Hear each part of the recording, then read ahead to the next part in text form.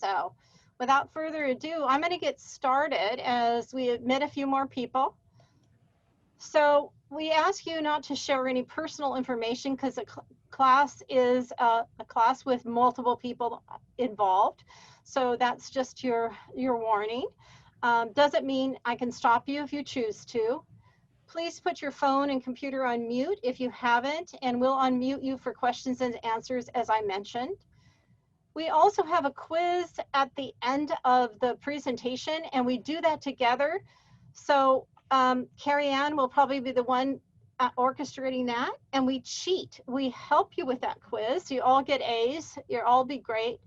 And we do have coloring books for kids that help describe transplant, just as a background, a piece of information.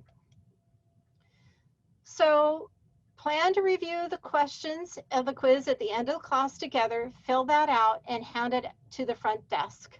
Again, the handouts are at the front desk if you need more of them. If you have technical difficulty, you can call 206-606-2800.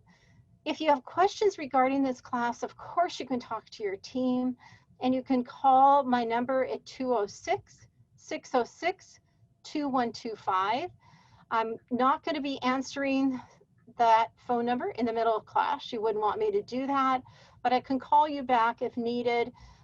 And also, you'll be hearing from transition nurses during your inpatient stay if you're going to be in the hospital, and we answer questions at that time too. So without further ado, we're going to get started. We're going to go through common terms, the role of caregiving, infection prevention basics, and who to call for what problems when. So those are kind of the basic things we're doing today and more. We're going to also go into symptoms.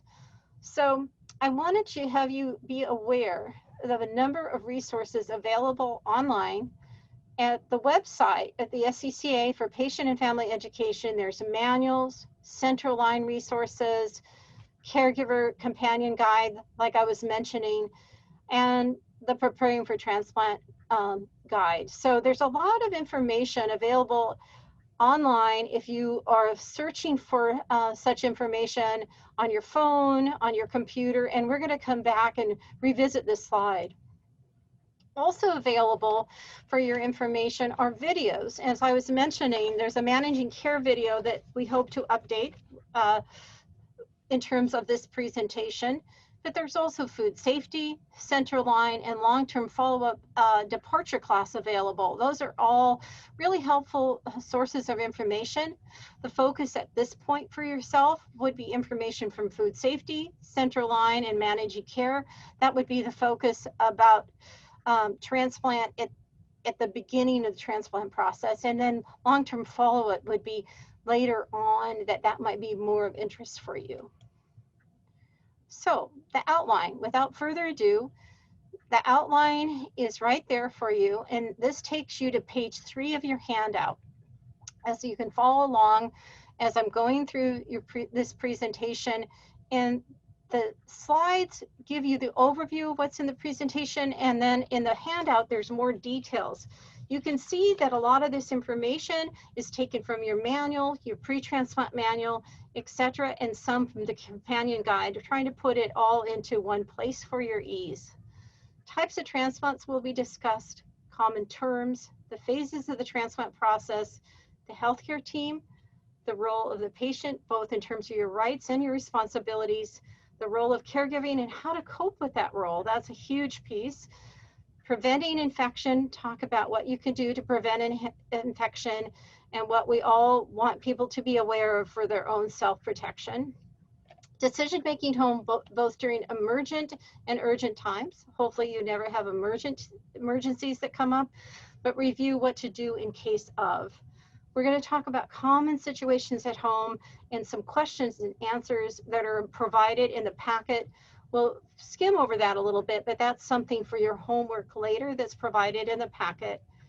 Common symptoms at home and what to do for those common symptoms, and finish up the presentation with medication overview and how do you take the medications and what are they for?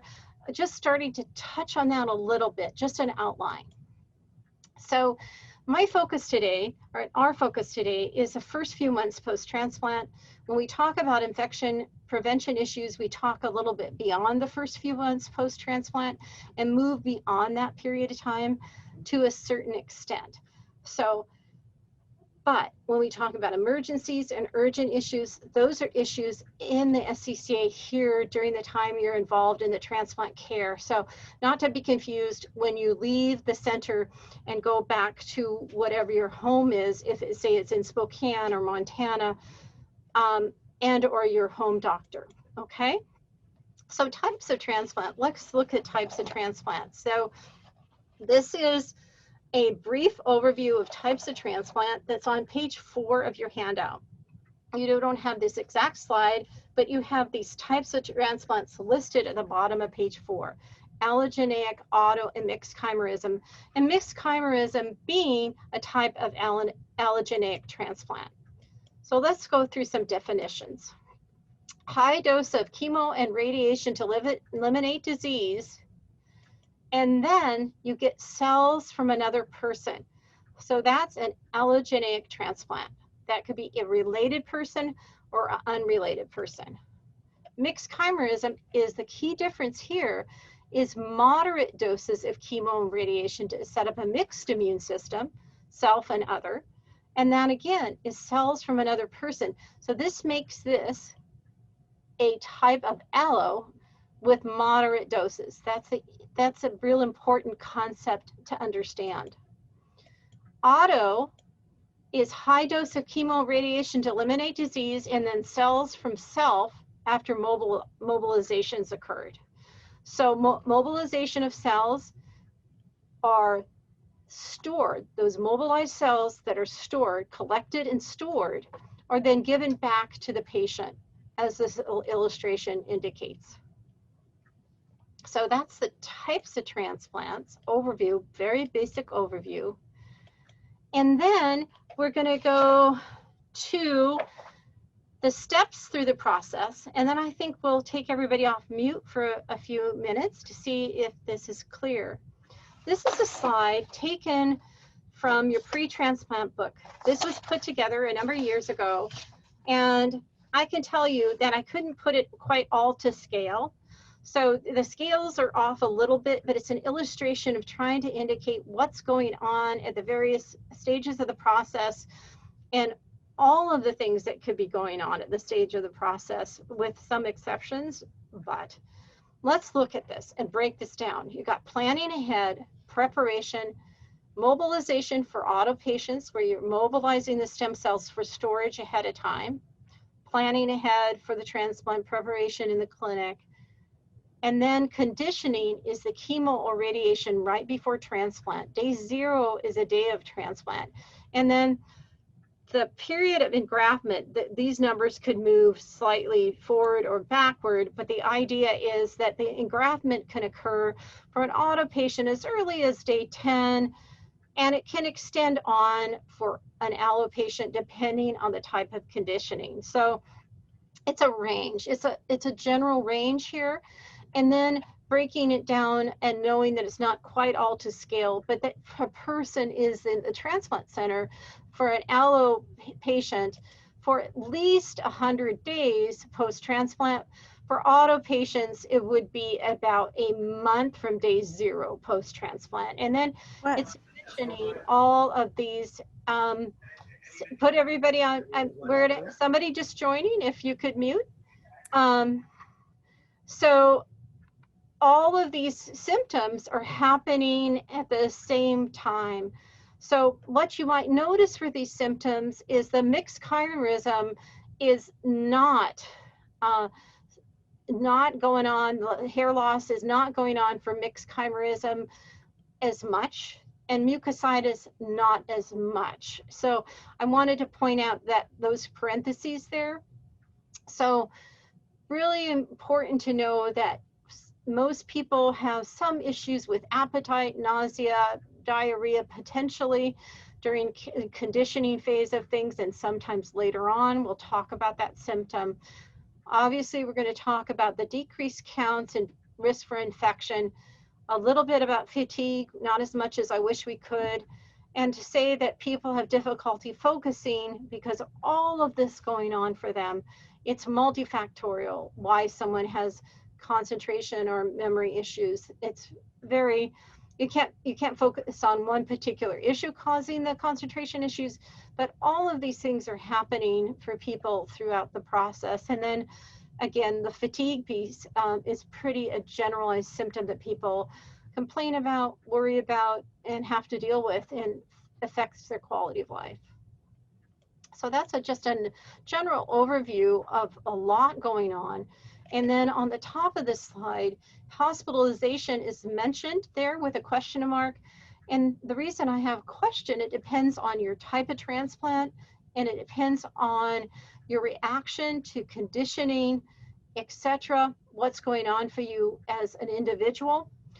And so I like to point out to people, and in this class, we want to make sure we communicate that no matter what your team tells you, they're going to tell you to their best guesstimate of how long you're going to be in the hospital, but that is subject to change. So underscore that if they say to you, you might be in the hospital, or you as a caregiver, you know your patient's going to be in the hospital for 2 weeks, but they're feeling better, they could come out sooner.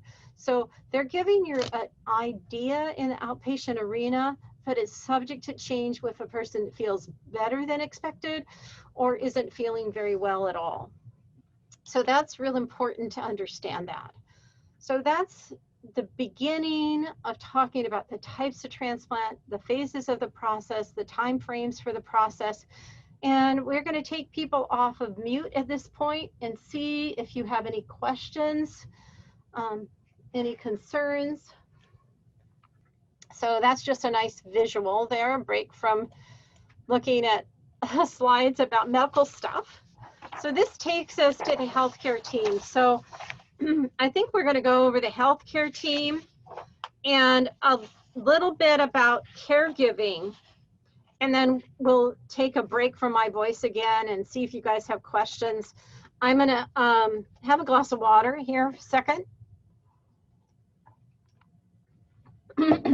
Excuse me. So this takes us to the healthcare team on page 6 and 7.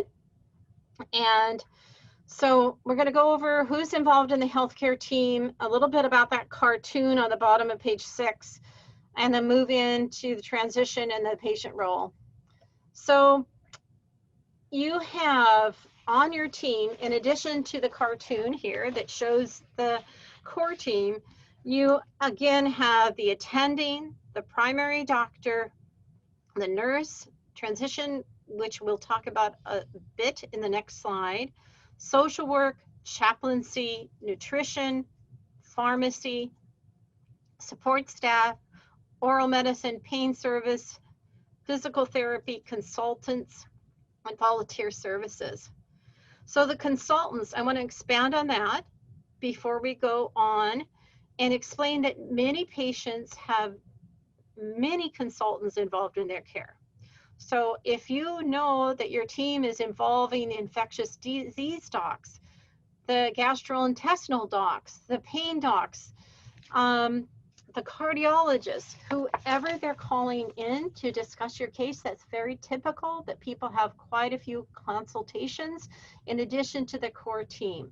So I don't want people to be particularly worried that they're involving other people in your care, so that it's very typical that multiple people would be involved. So with that in mind, again, you have your core team listed there.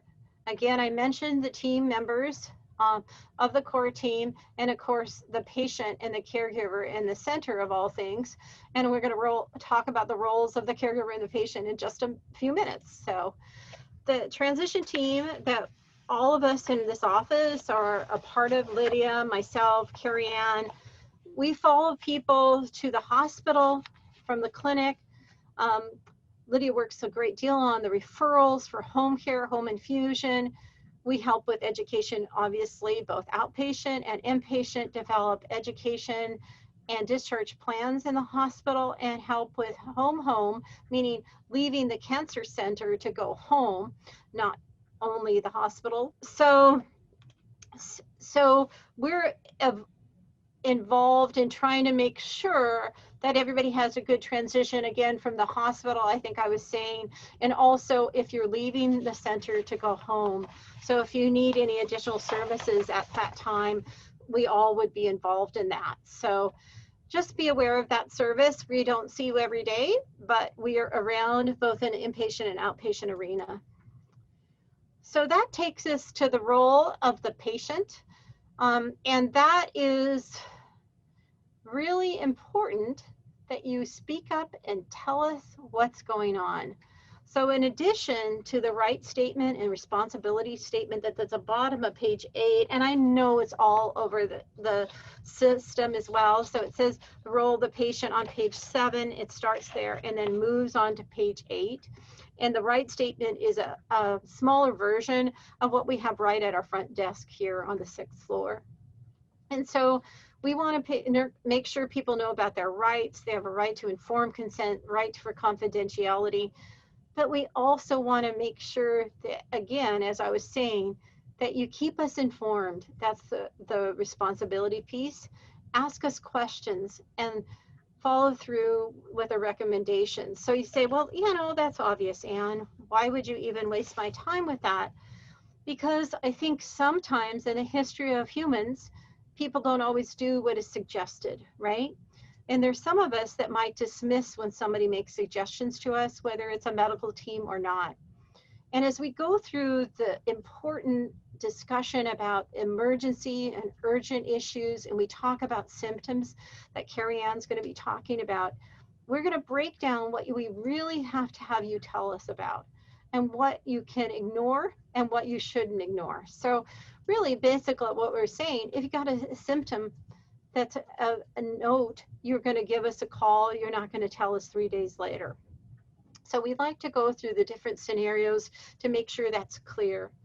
So asking questions, reporting problems, and you might say, well, of course I'm going to do that. Well, think of if you're 50 days post-transplant and you have a new symptom and you just got out of the hospital 10 days before, a person might, in the history of transplant, might say, I don't want to go back in the hospital. I think anybody on the Zoom, in the Zoom class, can relate to that and may not want to tell us about a new symptom. But I think by the time we're done talking about the different symptoms, we hope we have people aware of how dangerous that might be not to let us know about a symptom. So keeping that in mind, I guess, is what this background of this is. That's not just what it looks like. Oh yeah, I need to tell people. But sincerely and importantly, we really need to know. You can't read your mind. You have a right to open discussion. Obviously, privacy and confidentiality is mentioned, and make sure if we're doing something that is disturbing you in that realm at any case. You have the right to withdraw consent. So yes, participation is voluntary, and you have a right to withdraw consent. Yes, we think research is important, but your care is the priority with that in mind. With the big picture in mind too, however, once you've started your conditioning, the chemo and radiation before transplant, we're going to want to monitor you to make sure you're safe. We wouldn't want you to leave town and go to another state right after you had a transplant if we haven't taken care of you sufficiently and monitored to make sure you're safe. So yes, you can withdraw consent from the additional studies. You can say, I don't want that blood draw anymore. I don't want to answer those questions anymore. All that being said. So important to know your rights, your responsibilities, and keep us informed, I guess, is the summary. So let's move on to the role of caregiving. And the role of caregiving starts at the bottom of page 9, and it goes on into page 17. As you see, I'm not reading each and every line of this presentation to you. I don't think you want me or Carrie Ann to do that. We want to make sure, though, you've had a chance to ask questions about all of these expectations and make sure they're clear. So that takes us to page 10. So this is the outline, and you can look at your handout on page 10 in more detail. So making arrangements, giving emotional support, providing physical care, maintaining the home environment, patient advocacy, and providing assistance and support to others. I think that most people would say that's pretty clear, that I would understand I have to do all these things. But let's break this down even more and look at some more of the details. When you look at the handout, providing physical care, often that's what people are most nervous about initially.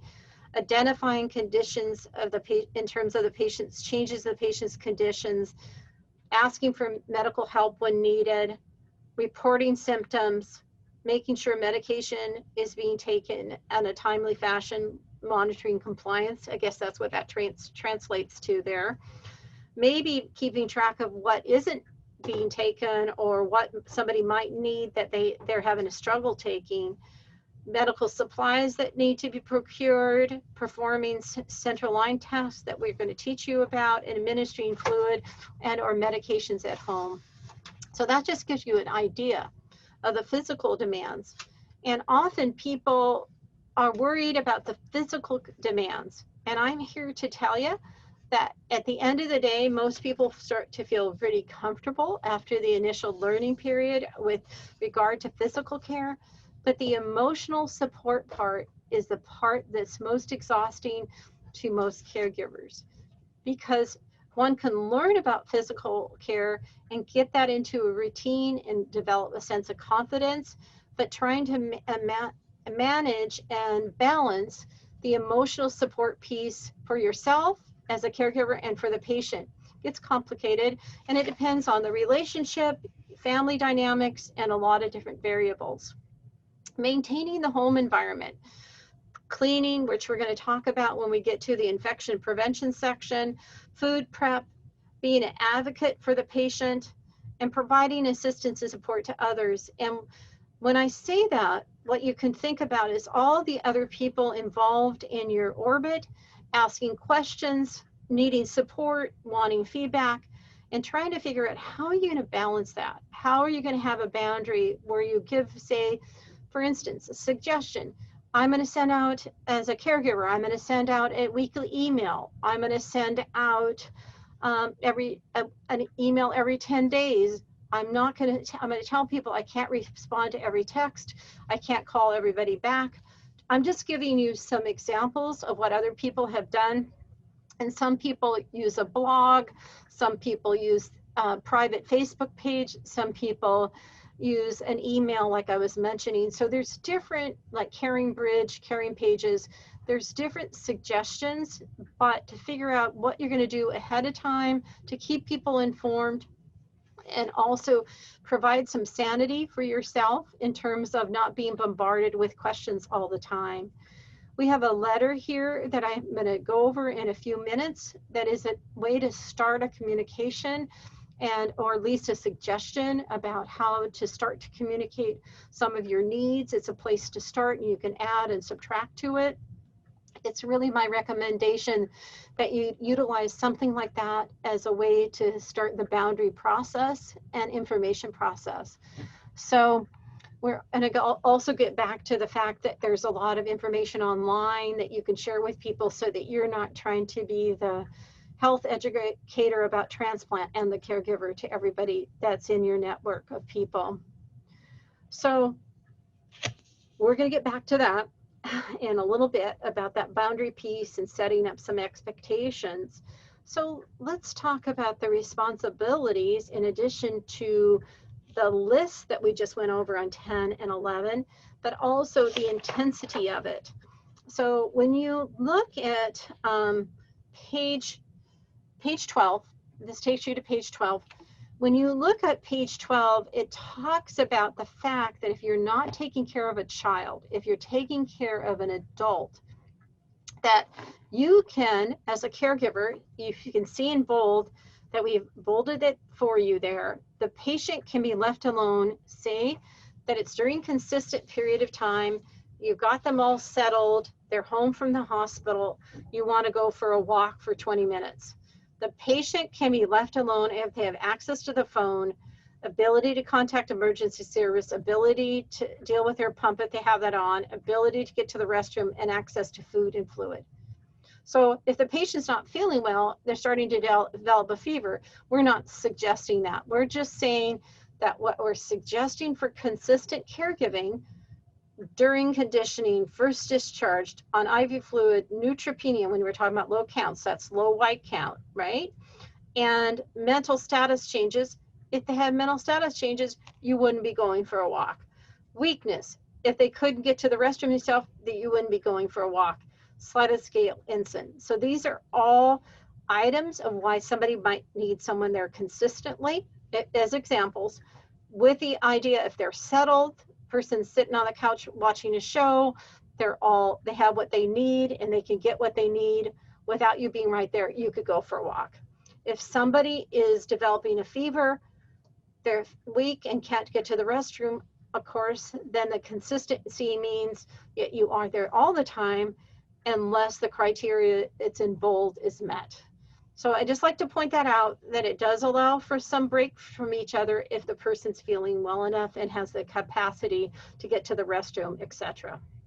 So with cell phones, it's really great that you can check on the patient. If you go for a 15-minute walk and want to walk a little longer, you can check in, make sure things are going okay.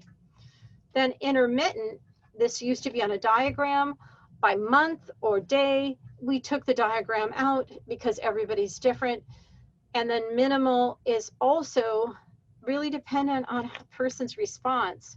What we do know is on the next slide here on page 13 of your handout that you would need somebody for at least 3 to 4 months from day 0 on for an allogeneic transplant situation, and at least 1 month for an auto situation for consistent caregiving. That's for adults. For kids, it's consistent caregiving all along. As you can imagine, if you're taking care of a child, you need to be there most of the time. So depending on age of the child, if the age of the child is 18, that's a little different than, of course, a child of 5. So I think at this point, before we get into coping, the letter and some of the suggestions with coping, etc., I'm going to pause and see if there's questions about the different team members' role and the role of caregiving before we get into coping with caregiving. Okay, we'll put everybody back on mute for a few minutes, and then I'm going to continue on about coping. So on the bottom of page 13, you have that nice little coping, and I think it's a kind of a nice way to remember the thoughts about what would work best. How would it work best possibly for you? Again, these are just ideas trying to be helpful.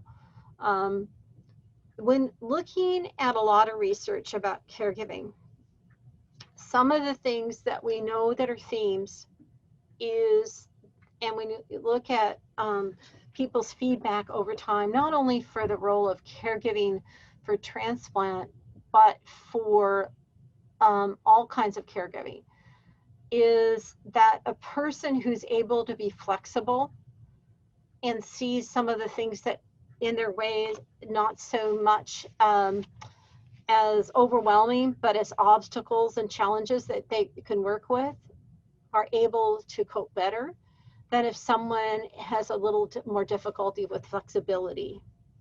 So I always use myself as an example that I'm a list person, and it's hard to get off that list and sometimes get myself into a more flexible mode.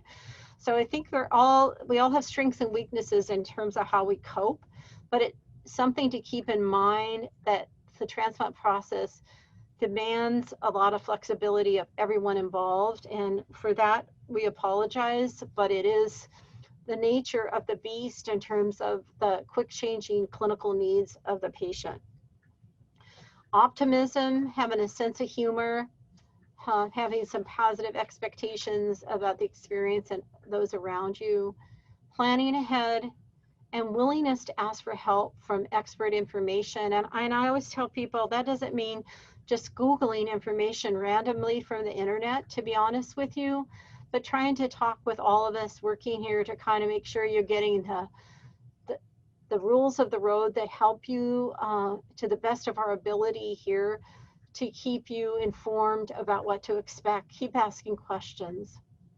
And lastly, is knowing how you reduce your own psychological distress. Everybody's different. Some people like to go for walks. Some people like to take a bath. Some go for a walk and take a bath. Some people read mysteries. I'm not sure what it is for you, but thinking, how are you going to have 10 minutes to yourself, even in this stressful environment of being the caregiver? How are you going to allow yourself to have a moment to yourself, even in the same apartment or even in the lobby? How do you deep breathe or acknowledge some way that you can take a moment for yourself or a chance to go get a coffee or whatever the case may be? So thinking this through a bit and not just putting your head down and marching through it, but trying to be intentional about some self-care. And it's so easy for me to say, and it's really hard to do, but we know people do better, that they figure out a way that reduces their distress as they go through this difficult time. Being clear about expectations and boundaries, meaning not only, I guess, with us as a team, but seeing yourself as a part of the team overall, and then your family and extended friendship network as well. Ask for specific help from us, and of course, specific help from that group of people, the friends and family that are offering to help. How do you delegate to those people? We're going to talk about some ideas here in a few minutes of how to delegate to those individuals that offer to help, and ask for specific things. So I was mentioning, I was starting to get to this topic here before, where you're clear about, I can't respond to every text you send me. I can't respond to every email you send me. I'm going to send that information out once a week. I'm just using that as an example. How do you manage the demands on your time, on your emotional energy too, as well? It's figuring out who is a person as the caregiver that you can talk to on a routine basis that helps you feel calm. Who is that person or persons that you as the caregiver can reach out to? Because often caregivers will not necessarily express their concerns specifically to the patient. So it's a good idea to figure out if that's your sister or your best friend, but making sure that you're not isolated in the experience by having a chance to talk to someone else. I mentioned this letter before as a way to try to set the tone for those boundaries, those expectations, and maybe also requests for help. So when we talk about the caregiver guide, it has some websites you could add to this letter if you wanted. That's a suggestion that you might want to do. There's a site called Lots of Helping Hands that if you have the caregiver guide with you as well, that's towards the latter part, I guess actually the last page, second to last page. I'm looking for you right now. It's actually right on the last. Lots of Helping Hands is on page 28 of the caregiver guide. It's when you turn over the guide, that's where it is. And you could add that and put a site together where you ask people to, say, order food for you on some kind of routine basis, or mow your lawn, or take the dog for the walk. I don't know what that would be for you, but thinking kind of out of the box, what would you need over the next number of months, and how you can guide people so that they're doing things that you find helpful through the experience, both from the caregiver and the patient point of view. So this letter is taken from the 4th chapter of the Transplant Manual, and you can change it, but as I mentioned before, it's a guide to ask for help, and also to give people information, because we're going to talk about infection prevention here in a few minutes, and it's also a way to tell people what you need in terms of what they're doing to keep your patient safe, or what you expect that they need to do to be around your patient post-transplant. So it goes right into a little bit about vaccinations. I'm going to talk about that when I get to the infection prevention section a little bit more. It talks about hand washing etiquette, and you would add masks to this, of course, because of COVID in a certain state right now, for future reference, and obviously for the future, for the foreseeable future. So anyway, it mentions what the caregiver might need. It mentions issue of memory and concentration, fatigue, etc. Diet, what's necessary for the person to have food that's safe. So this is a place to get started. And then I often have people put the website of how to access those materials, and maybe that Lots of Helping Hands website. It's just some ideas that you can create some dialogue. And by the way, my email's coming out once a week, so expect to hear from me once a week or once every 10 days or so. So as I mentioned, this Lots of Help, hiring help at home, Lots of Helping Hands, that's the very back of this guide that I'm mentioning. It has advice for caregivers, relaxation ideas. So with that in mind, that's how to communicate to family and friends if they want to help. And you want to ask for help from that team of people before you're too fatigued to ask for help. And again, asking your healthcare team, ask us questions. We can offer advice, support. And I want to mention that the social work and chaplain are available to talk to caregivers too. So the transition nurses everybody's available to help with the caregivers as well, but you can request specific visits as a caregiver alone for those individuals as well. So when it comes to you being home as a caregiver and a patient, I suggest that you come up with a schedule together. I'm not talking about the clinic schedule with your team and outpatient. This is talking about when you're going to get up in the morning, when you're going to take a shower. For instance, taking a shower the night before, if you have to go to the clinic an early day, is really recommended because often a patient would feel really exhausted after a shower.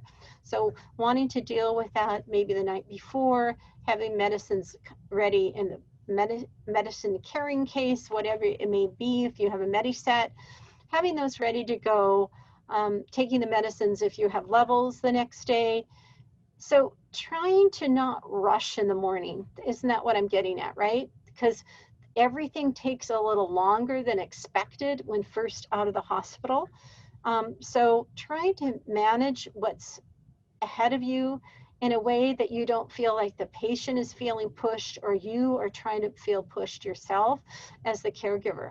So figuring out what works for you and having things organized the night before are some ideas. And again, keeping that list of how those friends can help you, and maybe reaching out to that Lots of Helping Hands website and suggesting maybe something that might help you decrease your stress. It's a little more complicated, obviously, during COVID to ask for help. I want to acknowledge that. That's a little harder. So we know that for sure, if people don't get enough rest, exercise, eat right, have some time to themselves, and time to gain perspective, a person can get exhausted, burnout, etc. So with that in mind, there's some suggestions for coping that are listed here on page 16 and 17, and you can do any or some of these suggestions, but I think it's worthy of your time to look over what is listed and think, what can I delegate? Well, how can I organize things? How can I ask more of my team? When should I ask things of my team? What do I want to do in terms of including other family members, and what doesn't work for me if I include certain family members? Knowing which people exhaust you and which people give you more energy. Make sure that you have your own appointments if you need to have them as a caregiver and you're taking care of yourself, which is so easily said and hard to do. How are you taking care of yourself spiritually? So looking at some of these things and see what resonates for you and what's doable, because you can't go to Hawaii right now, but what can you do in little segments that help renew you? So with that in mind, I'm going to pause and see if there's questions or comments or suggestions of what you've done or what you think you might do for yourself as a caregiver that would really work for you. Okay. All right. Well, thank you guys for your attention about that. We're going to move now into infection prevention. And the reason we're going to have everybody on mute, and then I'll go through about half of the infection prevention slides and then take everybody off mute, because often there's a lot of questions and you guys might want to throw tomatoes at me, but you can't through Zoom, so that's good. But there are some things that, you know, you may not want to hear, but I got to tell you for your safety. So with that in mind, I'm reminding you that before we move into that, that this information is available online in terms of what you can send family and friends. Why is this relevant? I'm going to be talking about what people have to do to be safe around the patient post-transplant. So keep in mind, we're going to be talking about vaccinations of other people to be around the patient. So it's not about patient vaccinations, it's about others being vaccinated that are around the patient. So, and if you're not on mute, put yourself on mute, everybody. So, so that we're going to talk about as we get to it. But in the pre-transplant book, about page 25 of it is a list of vaccinations that everyone that's around the patient must have.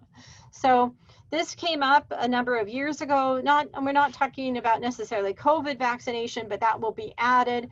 But we're talking about general vaccinations, and people always say, well, do I have to get additional vaccinations? No, we're just talking about the basic childhood and ongoing vaccinations the average person has. We're not talking about any additional vaccinations with exception, of course, COVID that's coming right now to all of us.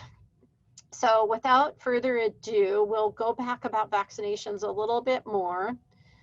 But people do get admitted to the hospital for fevers. That's a fact. And it doesn't mean anybody did anything wrong. It may be the person's counts, the situation, and we're going to assume that you all are going to follow these recommendations so you don't blame yourself. That's the point of this slide, is that really not for the caregiver to blame themselves. Of course, if you don't wash your hands and you don't wear masks, well, then you have to take responsibility for that, at least in your head. But I'm talking as if you're following all these recommendations, and then the person gets in the hospital and you feel bad, like, what else could I have done? Probably nothing. People get infections post-transplant because their counts are low. People, if their white blood count, the neutropenia, is any length of time, the longer period of time is an increased chance of a fever developing. Those are the data. The data show that over and over again. That's not anybody's fault. That's because the immune system is not robust. So please, caregivers, please, patients, not blame self, patient or caregiver. So as I talk about this, I'm talking about what you need to do to keep yourself safe as best you can, but it's not complete without the immune system being more intact. So what this is really to talk about what you can do to prevent infection and empower you with that information. And I'm going to focus for the first few months post-transplant, and then we're going to move into the period of time as I talk about some of these restrictions that are beyond those first few months. So bear with me, there'll be both in this content. So this slide is from your handout on page 19, and the immune system is very complicated, right? This is a cartoon.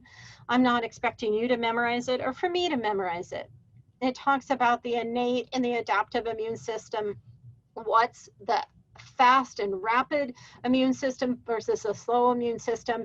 And I have this circled here. This is taken from one of our doctors here. He let me use this slide for class. And it circles the neutrophils because we're always talking about neutrophil counts, low white counts. And then they start to talk in the inpatient setting and the outpatient setting about the neutrophil count starting to rise and engraftment starting to happen. That's great. And that's wonderful when that happens, but it doesn't mean the person's not at risk for infection. So do not say, oh, rising neutrophil count, my immune system's good to go. It's not, it's doing better, but it doesn't mean that you'd want to subject yourself to exposure to infection. For people that are having allogeneic transplants, remember also some of the medicines, or keep in mind, some of the medicines that we're giving for preventing graft-versus-host disease or treating graft-versus-host disease also impact the immune system. So there's a lot of complicated things going on, and I don't want to make your head hurt or make it more complicated than it needs to be from your point of view, but hearing and want you to hear that you want to protect yourself is really what this is saying. It's saying the immune system's not going to be robust for a year post-transplant. That's a way to think about it. And that's true for auto, but even more for allo if a person's on graft-versus-host disease medicines, since those medicines suppress the immune system. Maybe that's obvious to everybody, but want to make sure it is for clarity. So this takes us to the bottom of page 19 in terms of your handout.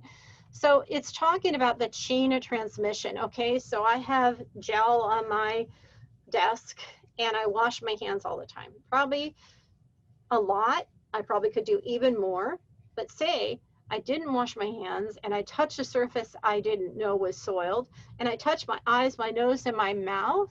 That's how I can transmit infections from surfaces. So this is something not new to our transplant world. This is something we've been teaching people for years. And that's underappreciated in general, in the general population.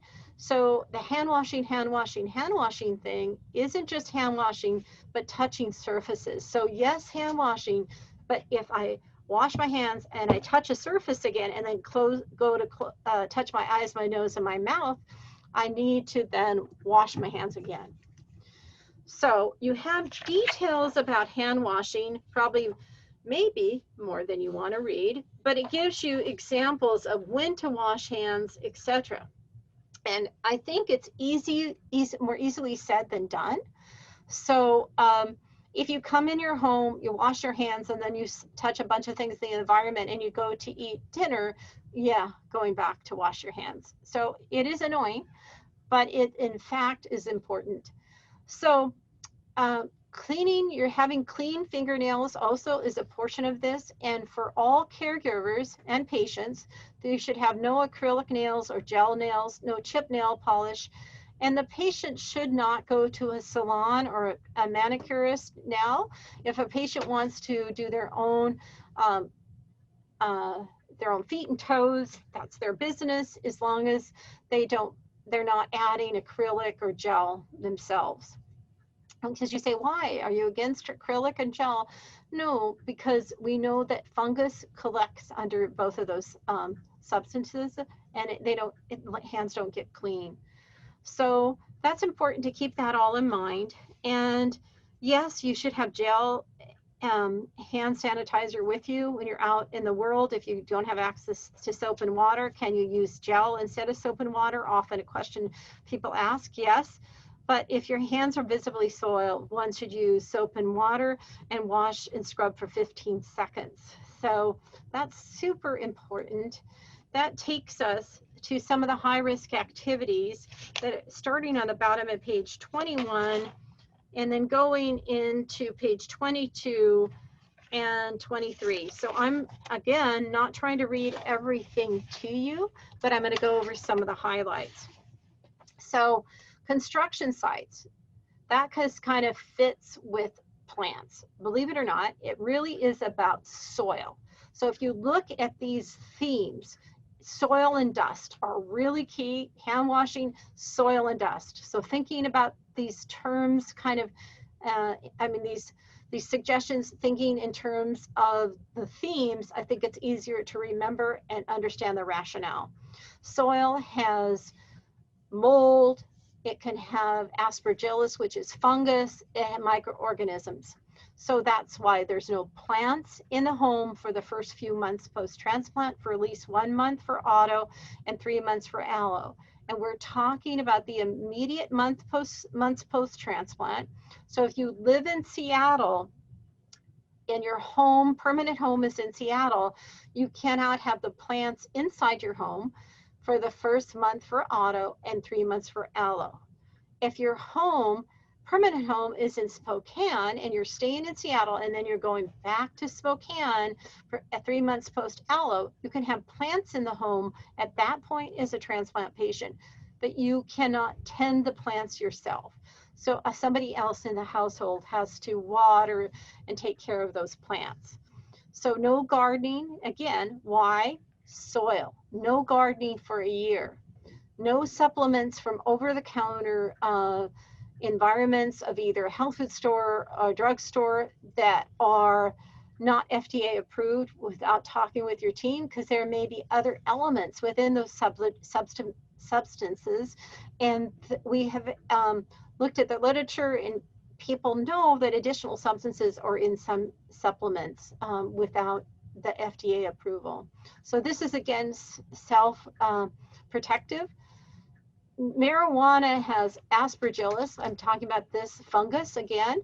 And marijuana is legal. We know it's legal, but one should not ingest it or smoke it because it allows a person to develop a terrible life-threatening infection or causes a potential life-threatening infection. If there's problems with mold in your home, you would want to take care of that. Why? Because, of course, if there's plumbing problems, as an example, underneath the sink, the person, meaning the patient, is at risk of smelling that mold, kind of taking that in to their lungs. You do not want to sleep with a pet or clean up after a pet if you're the transplant patient. Can the caregiver clean up after the pet? People ask me, yes. But again, why? Not because we don't love pets, because pets lick themselves. And like cats, for instance, have a lot of microorganisms that are in their stool that it would be in their litter box. For individuals that require Cpap, for people with sleep apnea, one should clean that Cpap machine very carefully according to the instructions of the handout that we have or the instructions from the manufacturer. So that's all important there. And also, it's not on this slide, but a humidifier is a don't. Anything with standing water, so soil, standing water, those are some of the themes within the infection prevention to keep in mind. So water sitting in that humidifier would be a place where microorganisms can grow.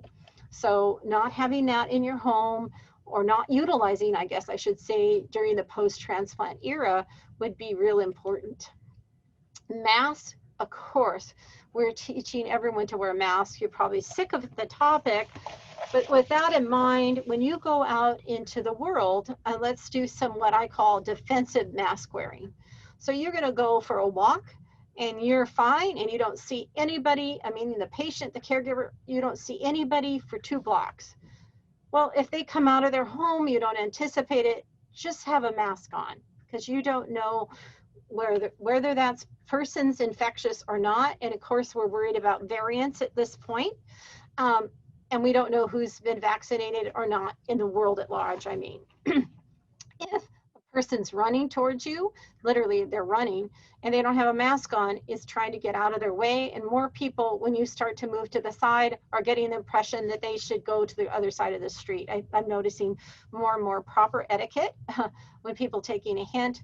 If somebody's on a bike, the same thing applies, right? They should be wearing a mask. If they're not, you want to stay away from them when they're out there in the environment, maybe exposing you, because they're huffing and puffing. They're decreasing the amount of proximity people need to be away from one another. But if they're huffing and puffing, we know that droplets can go pretty far in terms of beyond 6 feet. So just doing, I guess, again, defensive measures, protecting oneself. It's all about self-protection. Personal hygiene. Each patient wants to have their own towel in their home.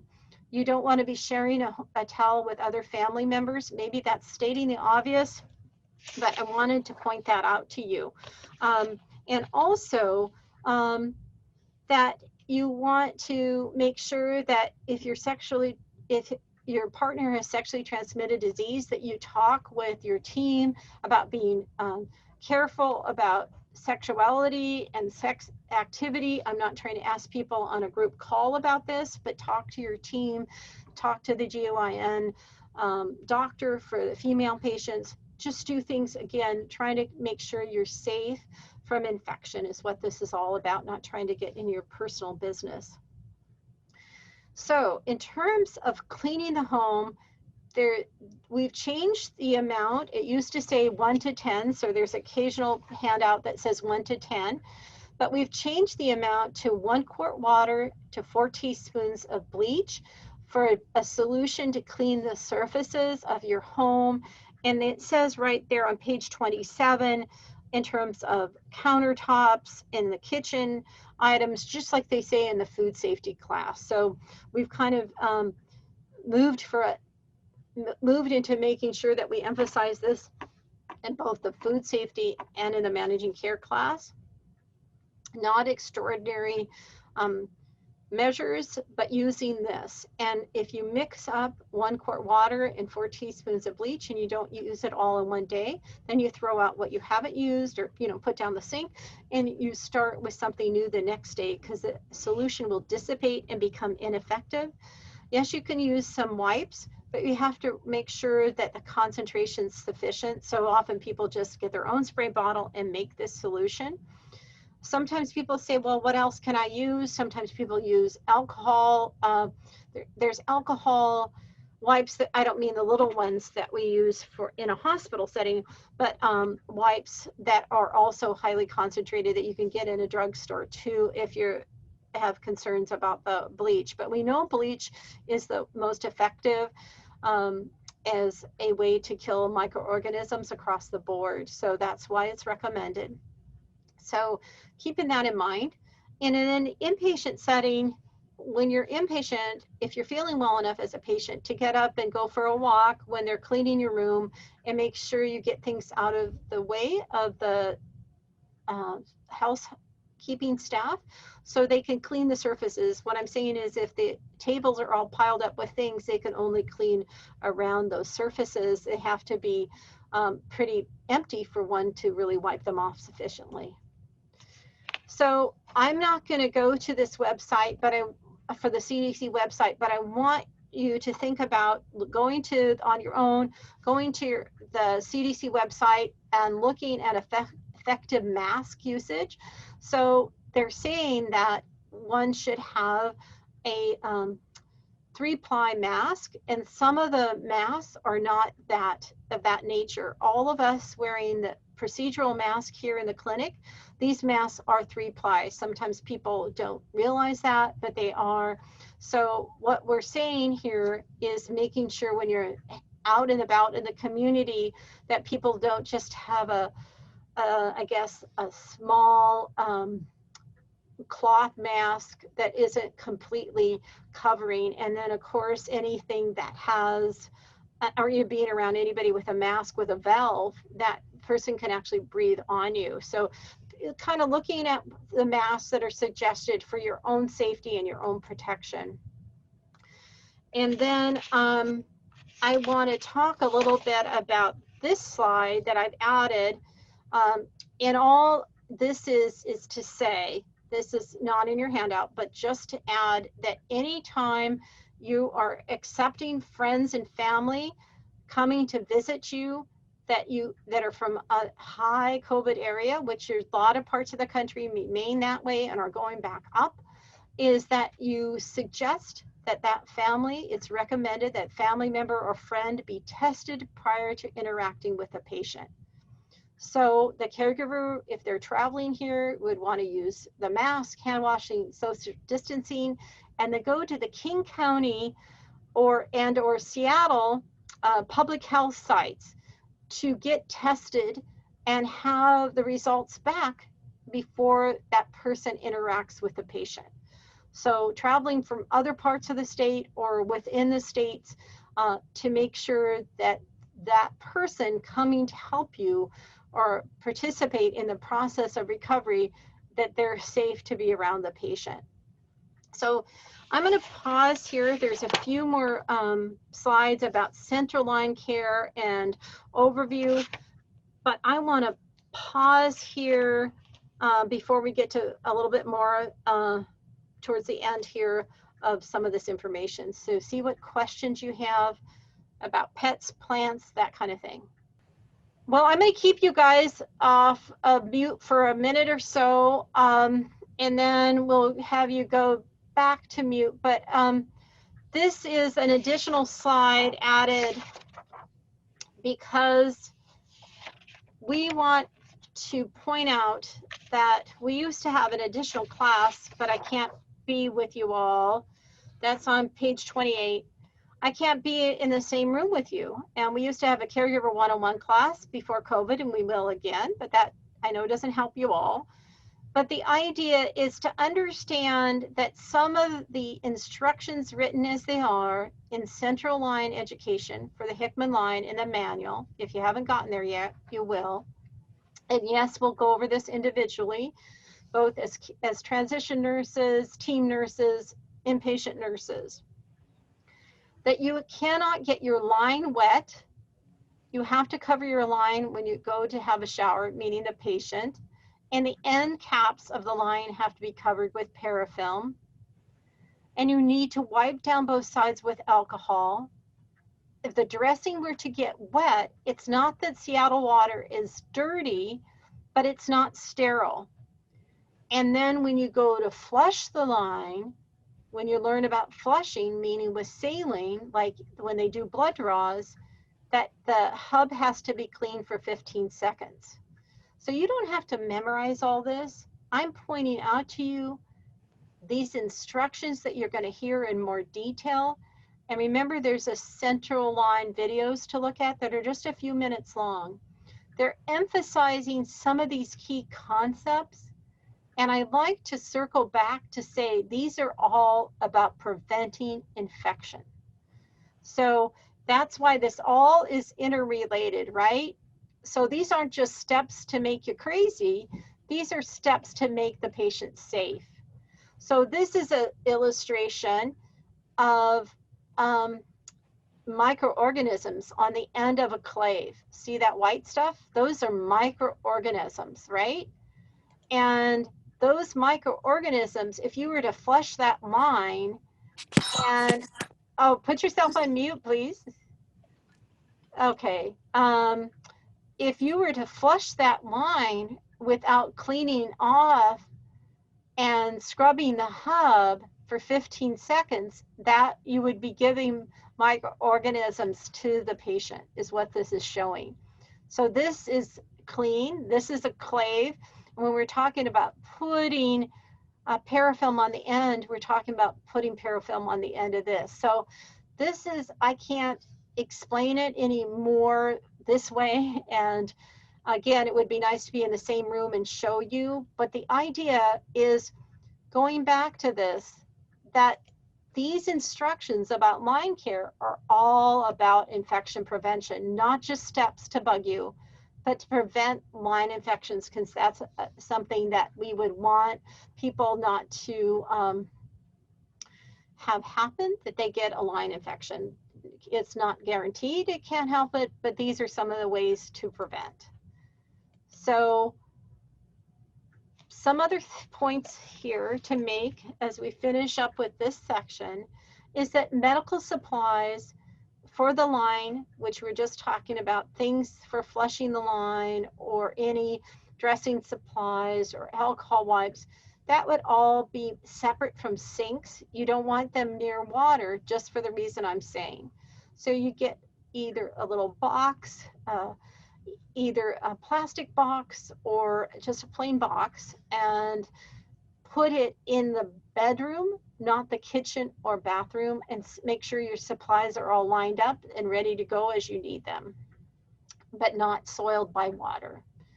You cannot have somebody ill in your home and breathe the same air as the patient. So having somebody who's sick in the same home and going to the basement doesn't cut it.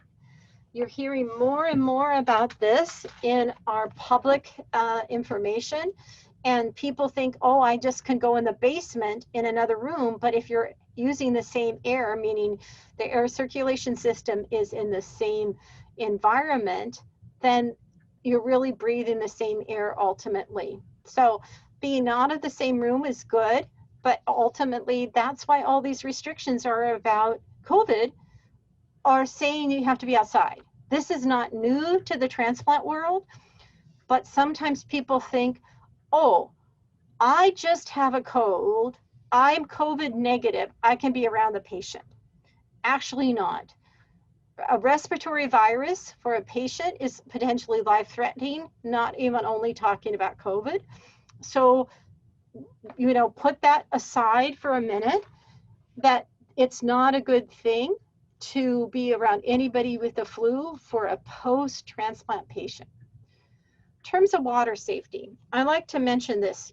Please look in your manual in more detail than I have time to go over today and talk to the nutrition staff. There's information about people that live with wells and people that also have things like water filters, because some water filters actually cause problems. Some of the water filters actually take out what you need to keep that water safe. And sometimes that's missed. It's right in our by our food safety section of the manual. Revisit that, look at that, make sure that you don't have a filter that may be taking the, I guess, essence of what's in the water system to get rid of microorganisms out of there. So just revisit that. And then at the very last page of chapter 4, you have this common infection control issues that is on page that is on page 28 of your handout. Please look at page 28, but you also have it much bigger, full size, in the last page of your chapter 4. The page is a little different between auto and allo, but please look at this and it will talk to you about common questions, bring up things that you may have for your questions you might have for your team, etc. But it breaks things down of when things are no, when things are yes. And basically, you have to not be digging in the dirt or sleeping pets or you know, handling pet excrement, etc. You want to be careful. So hand washing and mask using, we could add that, are most important intervention. If you clean with that bleach and water solution, we're not saying clean all the walls, everything. If you have a lot of dust and dirt in your home, yes, you have to take care of it, but we're not saying you have to constantly be spraying everywhere in the apartment or home, but cleaning those surfaces, making sure the person is not exposed to mold and mildew, etc. Person cannot be sick and be in the same home, as I was just mentioning. And I think I also said I was going to talk about vaccinations. And again, look at your pre-transplant book or look at the pre-transplant book online and make sure that you look at that, and you may want to send that to family and friends. That's what I always recommend, that you send all this infection control information to people from us so they don't think that you guys are being particular, because it's easier coming from our team than people sometimes take infection prevention measures personally for reasons that I will never understand, to be honest. But that's why we put that letter together, a draft of that, and add it to the manual for your ease. Hi everyone, I'm Carrie Ann. I'm one of the other transition nurses, and we'll go ahead and keep moving along here. As Ann mentioned, we're on page 29 in your packet, and we are going to talk about what to do when those urgent and emergent situations may pop up at home. For all of our transplant patients, if an emergency happens, you are expected to call 911. The criteria for calling 911 for a transplant patient is the same for you yourself as a caregiver or for myself. If any one of us were to experience chest pain, shortness of breath, we were to lose consciousness, have a seizure, 911 should be contacted. But for all of the other symptoms and side effects that a transplant patient may experience, including a fever, you are able to call the SCCA clinic or the after-hours clinic that is over at the University of Washington Medical Center. And you have access to the transplant team 24 hours a day, 7 days a week. There will be a transplant nurse or doctor available to you, whether a fever pops up at 3 o'clock in the afternoon or 3 o'clock in the morning. We will only be a phone call away. Oops, I went too fast. There we go.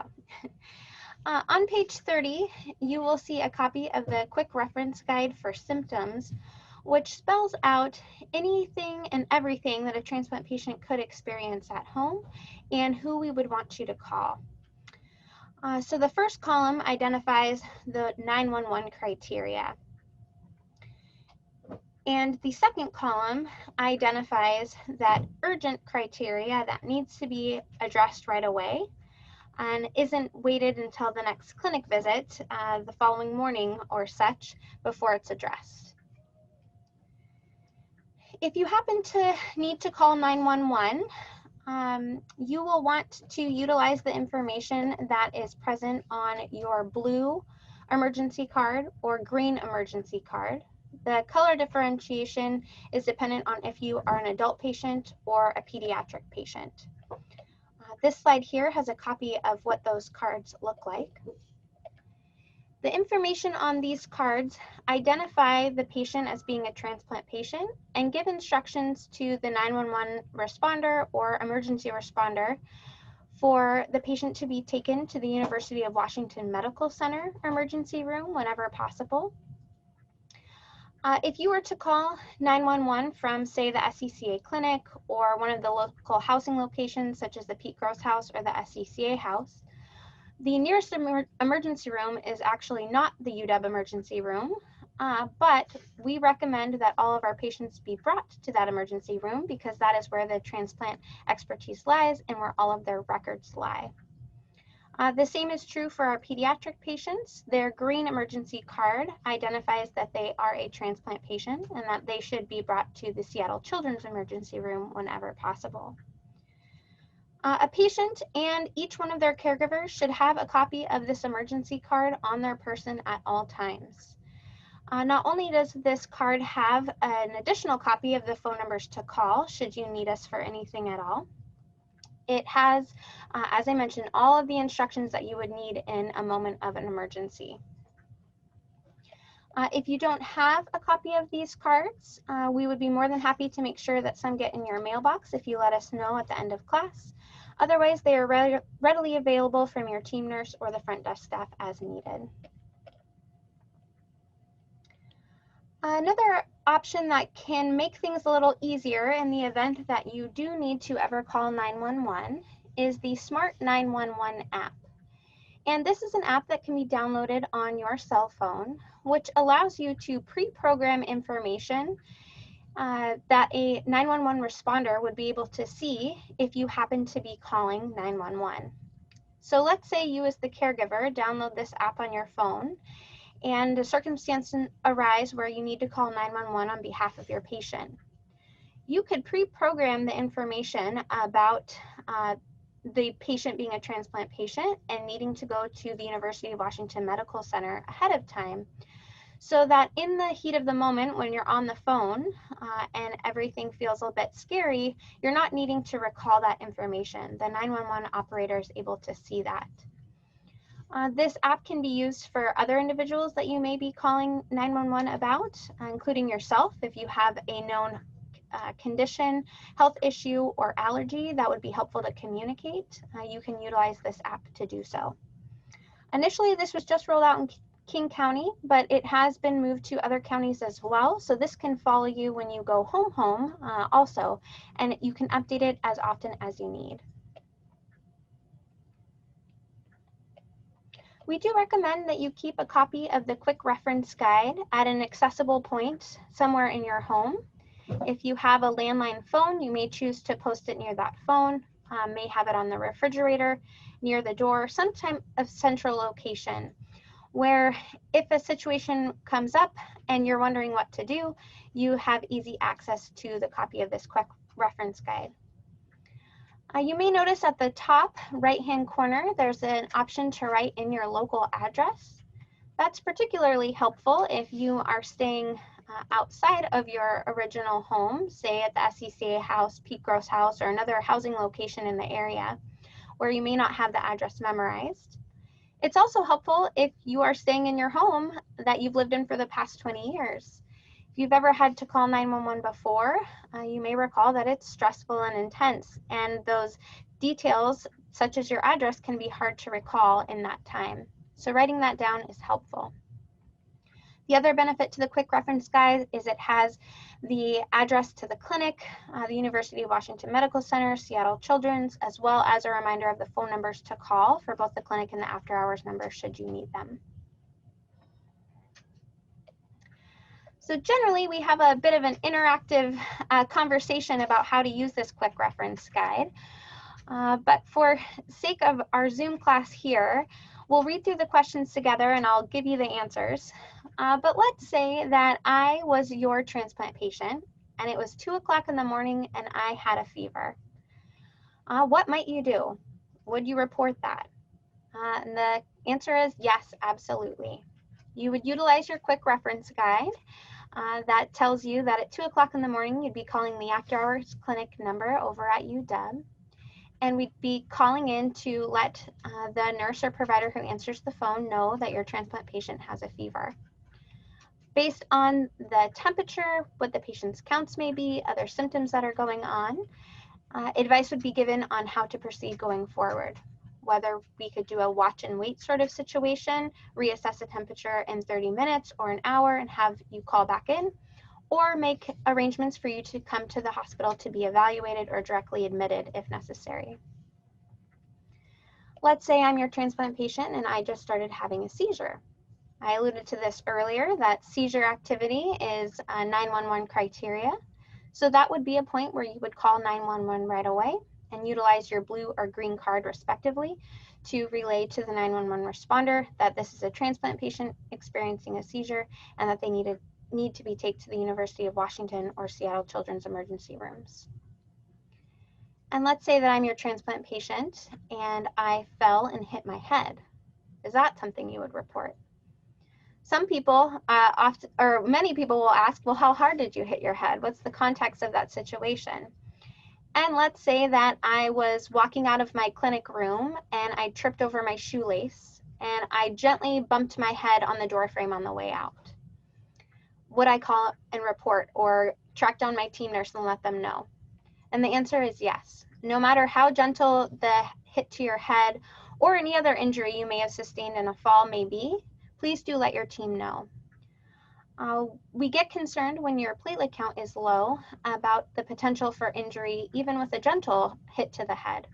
You have a low platelet count, you're more susceptible to bleeding. And let's say 3 days from now, I start acting funny. I'm saying things that don't make sense, and I seem to be confused. It would be really helpful for the team to know that 3 days prior I had hit my head, because that will help narrow down the differential for why I may be acting funny. So please utilize your quick reference guide anytime you have a question about a symptom or side effect that's happening at home. And if that symptom or side effect doesn't seem to fit within the quick reference guide, give us a call anyways, and we'll be able to help advise as necessary. Before I move on to talking about symptom management, I'll have Lydia unmute you all and just check in to see if you have any questions about the quick reference guide or how it's used, or more specifically, the emergency cards. All right, we'll go ahead and move on and start talking about symptom management.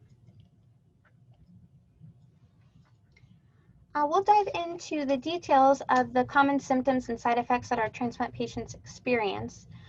But before we do, I do want to say that before you take any over-the-counter medications to help manage any of these potential symptoms or side effects, that you please consult with your team. We do utilize over-the-counter medications during the post-transplant phase, but some over-the-counter medications are known to negatively interact with our other important transplant medications or have their own side effects that could make another symptom or side effect worse. So we do ask that before you reach for Tylenol to manage a fever or ibuprofen to manage pain, that you check in with your transplant team.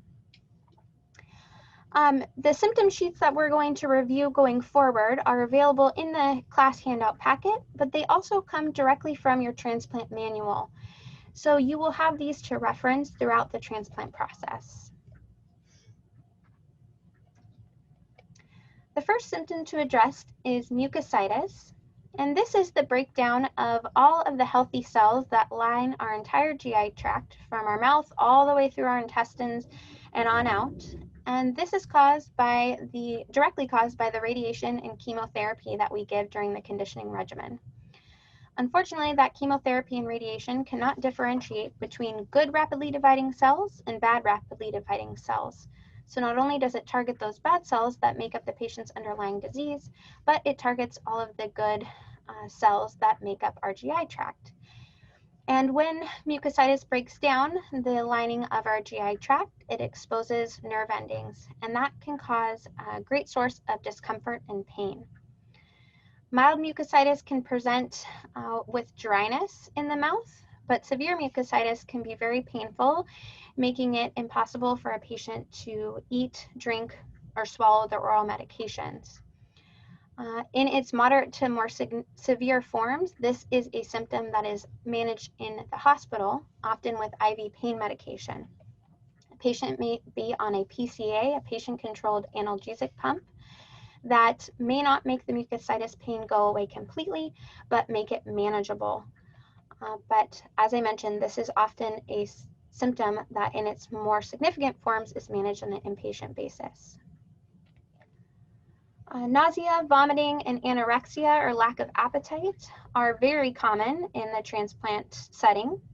They can be caused not only by the conditioning regimen, but can also be triggered by pain, dysfunction of our organs, such as our liver or kidneys being unhappy. They can be a side effect of medications, a sign of infection, a sign of our electrolytes being imbalanced, such as our potassium or magnesium levels. It can also be a sign of graft versus host disease in those patients who have had an allo transplant. You will have an arsenal of anti-nausea medication on hand at home to help manage nausea and vomiting. And the way to think about the lack of appetite in regards to food is that right now food is a medication. It may not be enjoyable to eat, it may not taste good to eat, but it's something that has to be done in order to continue to sustain yourself throughout the transplant process. Fever is the most common side effect that can present in a transplant patient when they are immune compromised. While it can be indication of possible infection, a fever can also be generated just by the extra work that your body has to endure when it encounters a bacteria or a virus. As our bodies are constantly encountering bacteria and viruses throughout the day, our immune system is designed to work to get rid of them. But when we're immune compromised, our body has to go into overdrive to be able to do that.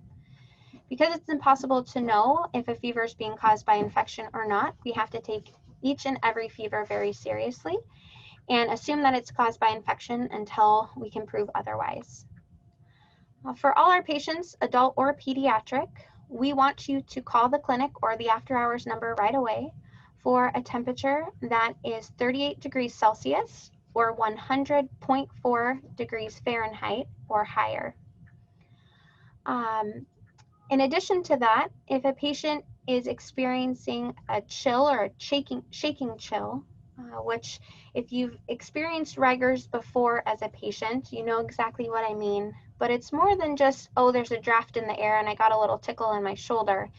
It's a more intense shake that can be a precursor sign to an infection brewing, and it's not always associated with the temperature. So if you experience that shaking chill and you check your temperature and it's not elevated, we still want you to call, especially so if you have a shaking chill and a fever associated with it. For our adult patients, they will call the SCCA clinic or the after-hours number and be advised accordingly as to where to present for evaluation. For our pediatric patients, they do go to the emergency room, the Seattle Children's Emergency Room, when they have a fever. So that's a key differentiation between adult and pediatric patients. Adults, please call. Pediatric patients, please call, but know that you will be instructed to go present to the emergency room. Within your manual, if you're not comfortable in navigating in degrees Celsius or Fahrenheit, there is a nice conversion chart that spells out and gives you a visual based on color as well as what fever temperatures are acceptable versus what are yellow and what are prompting your attention versus which are red and need immediate attention. The next common side effect is bleeding. That is caused by low platelet counts. Your transplant and conditioning regimen drive down your white blood cells and neutrophils, as well as your red blood cells or your hematocrit and your platelets. And when your platelet count is low, you're more susceptible to bleeding. That can be in an obvious form, such as a nosebleed. You get a paper cut that bleeds for a longer period of time or in more volume than you would expect. Can also happen more subtly. Maybe your gums are bleeding when you brush your teeth. This is often managed by platelet transfusion support, but this is where the over-the-counter medication piece comes into play.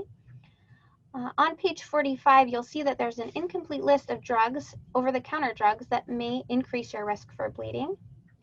The one that stands out to me as being surprising is Alka-Seltzer. Patients may reach for Alka-Seltzer when they have an upset stomach, but that can actually increase your risk for bleeding, setting you up for another potential complication. So more reason to check with your team before reaching for an over-the-counter medication. Breathing problems can present. They can be caused by a source of infection, potential fluid around or in the lungs, whether that be blood or another form of fluid. So if you have any trouble breathing, please do let your team know. Of course, if you are not able to breathe, that is a 911 call. But let's say you're walking that big hill out in front of the clinic, up that big hill to the clinic, and you're noticing that a week prior you had no problem walking that from start to finish without needing to stop. But this week you only made it through half of the hill before you had to stop for a break. Or you're noticing that you're having pain when you take a deep breath. Those are all things that we want you to let the team know about. Diarrhea is another common symptom. It is also caused by the damage that's done to the lining of your GI tract from your chemotherapy and radiation. Can be a side effect of medications, another sign of infection, or also a sign of graft versus host disease in those who have had an allotransplant. Dehydration can be a sneaky one. When you're not feeling well, you may not be eating and drinking as robustly as you were prior to transplant, but you can also be losing more fluid through things like fever, diarrhea, vomiting, or fluctuations in body temperature where you're sweating more often. You can end up losing a lot of fluid that way. And if you're not able to maintain that replacement, dehydration can sneak up on you quickly. We try and avoid dehydration by frequently assessing how much fluid you're taking in each day and supplementing you as needed with IV hydration. Emotional highs and lows are also very common throughout the entire transplant process, from the beginning all the way through, even 2 months out to years out from transplant. This is a major life-changing experience to go through. So for those of you who have underlying anxiety or depression issues, you may find that those are exacerbated at points throughout transplant. And for those of you who have never had issues with anxiety or depression, may find that that becomes a new concern for you. Unfortunately, it doesn't end just when you get your cells or you hit day 30 if you're an auto patient, or day 100 when you're an allo patient. This can follow you as a long-term recovery process. So it's helpful to know what your signs and symptoms of feeling low or depressed or anxious may be, and have your caregiver or a trusted individual be able to help you recognize when those symptoms or signs are starting to creep up. Ian mentioned earlier in the class that fatigue is also very common. Fatigue can be the one symptom that lingers the longest for our transplant patients, months out from transplant. This can be the one thing that continues to bother them. It gets better with time, but the best way to combat fatigue is by staying active. And I certainly don't mean going out and running a marathon when you're 14 days out from transplant or even 6 months out from transplant. But even on those days where you're feeling the worst, getting yourself up and out of bed and sitting in a chair, or moving from the bed to the couch, walking a couple laps around the living room, really are going to help combat your fatigue. And gradually increase your level of exercise. When you're starting to feel better, it can be tempting to hit the ground running and dive into all of these activities you've been wanting to do, or helping your caregiver out by doing a few chores, safe chores around the house. But if you hit the ground running, oftentimes what happens to patients is that they crash and burn and then end up needing a prolonged period of time to recover from all that energy that they exerted. So take advantage of those days where you feel well, get outside and take a longer walk than normal, but be kind to yourself on those days that you don't feel great. Sleep disturbances are also very common and impact your level of fatigue. For those of you who have been in the hospital before, you know that it's impossible to sleep more than a few hours at a time without getting some form of interruption, as they assess vital signs at midnight and then again at 4 a.m. Maybe a few times in between there if you have blood product transfusions finishing or are needing additional doses of IV pain medication. But psychologically, stress, anxiety, depression can all impact sleep as well. Fall prevention is something that will be a common theme and something that we'll ask you to look more to your manual for in regards to details. But as we're moving into the warmer weather, spring and summer, you may be more inclined to reach for your sandals or flip-flops. But we do recommend that you wear supportive shoes when you are up moving about, as those can make a big difference on keeping you on your feet and preventing falls. Being very aware of how your medications impact you. Some can make you feel dizzy, lightheaded. Being especially conscious if you are attached to your IV pole or your portable home infusion pump, for opportunities where your Hickman line or IV tubing may be able to get caught on something such as a door handle as you're walking by. Throughout the transplant process, even those patients who did not need to utilize an assistive device such as a cane or walker pre-transplant may find times during their hospitalization or in their recovery that they do need to use a device like that. If that becomes the case, those of us in transition services, whether you're inpatient or outpatient, can help facilitate in getting the equipment that you need. As I alluded to earlier with the question in regards to whether you would report hitting your head if you were to fall, please do call if you fall. Even if you didn't sustain an obvious injury, please do let your team know. This is more of a heads up. When you are inpatient, there may be a point in time where a bed alarm needs to be utilized. The inpatient nurses on an ongoing basis are assessing a patient's safety and what may be going on in regards to their awareness as well as their symptoms if they're having orthostatic hypotension where they may be dizzy or lightheaded.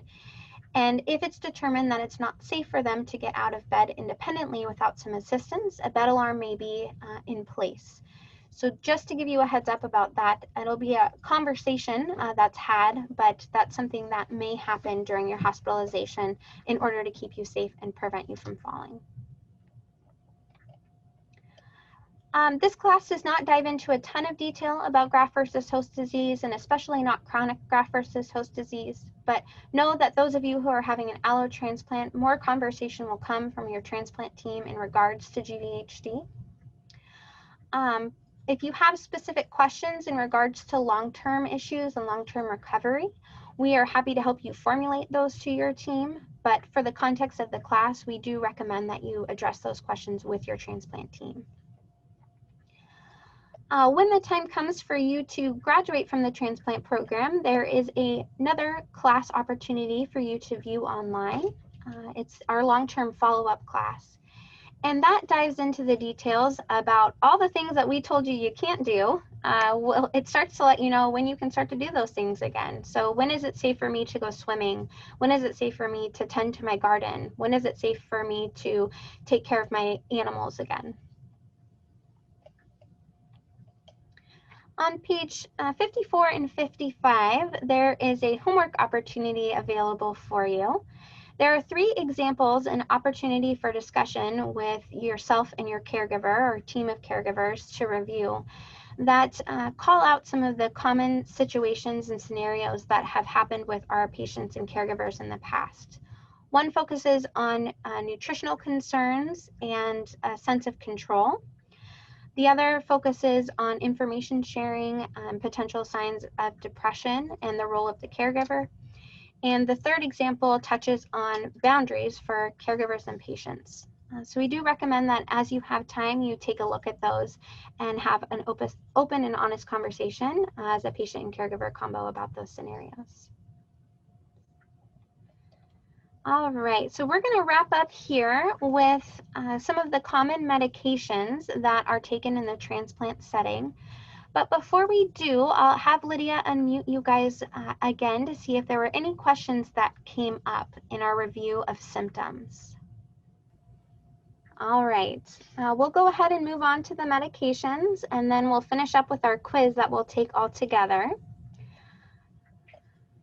Of course, your specific medication list may look different than and not include all of the medications that are discussed here, but these are some of the common medications that are used throughout the transplant process for both auto and allo patients. Of course, the graft versus host disease immune suppressive medications are going to be specific to our allo patients. Oops. Oh, I got off the wrong one there. There we go. The first is anti-infectives. So we give prophylactic medication to help support a patient while they are immune compromised. This includes things like antibacterial medication, such as levofloxacin while they are neutropenic to help prevent bacterial infection. Of course, antibiotics can be used to treat infection as well.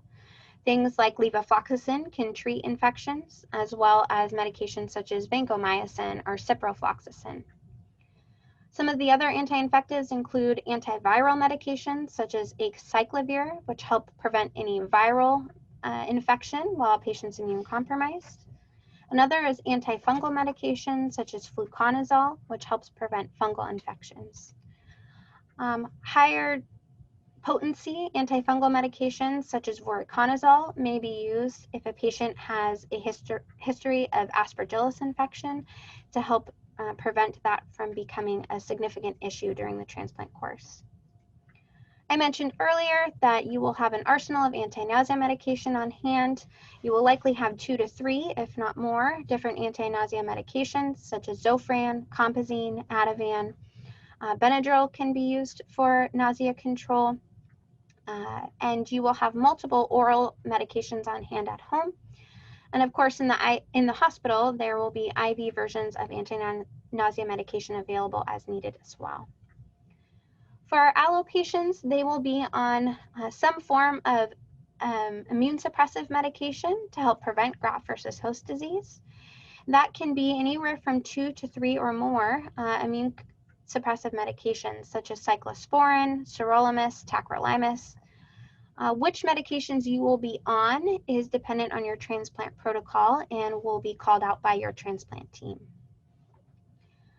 You may be taking some supplements such as potassium or magnesium replacement, daily vitamin, vitamin B, anything along those lines, but that will all be prescribed by your transplant team and will have been deemed safe for you to take.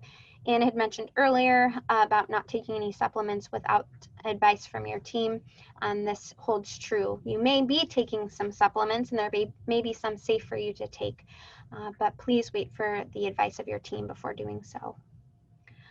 Other medications could include anticoagulant medications. If you've had a history of a clot or you develop a clot, you could be on an oral anticoagulation medication such as Xarelto or a subcutaneous injection such as Lovenox.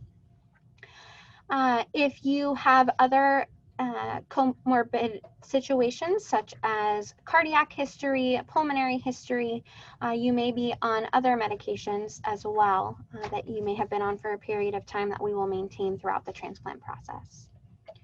Of course, you'll work closely with the transplant team and your pharmacist to finalize your medication list, and it will be updated on a regular basis for you.